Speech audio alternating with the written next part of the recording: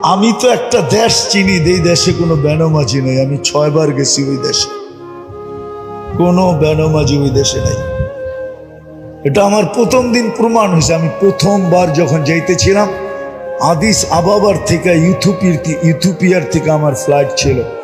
আমার পাশে যিনি বসা ছিল, ও প্লেনে পুরা দাঁড়াইতে পারতো না, ছাদে লেগে যেত। প্লেন একটু নিচা থাকে না, লাগেজ লুগেজ বড়ার পরে তো মাথা উঁচা করতে পারতো না, এরকম লম্বা।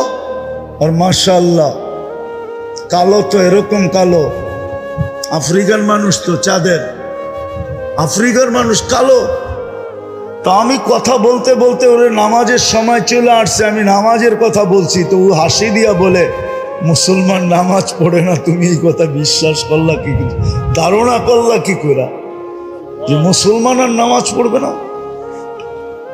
দেখলাম নামাজ পড়লো প্রথমবার। তো আমার দাওয়াত ছিল ওর বাড়িতে, তো নামাজের সময় আমি গেলাম, তো বলল চলো আগে নামাজ পড়ে নি, পরে খাবো।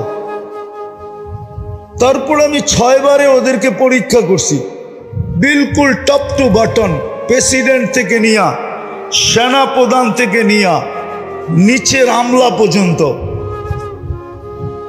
একজনও পাই নাই নামাজের আজান কানে ঢুকছে আর বলছে নামাজ আগে কাজ পড়ে। আজান কানে পড়তে দেরি,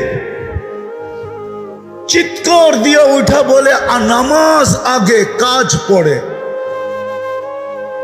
এবং নিজে ইমামতি করে নামাজ পড়ায়। কি, আমি প্রেসিডেন্টকে দেখছি নিজে ইমামতি করে নামাজ পড়ায়।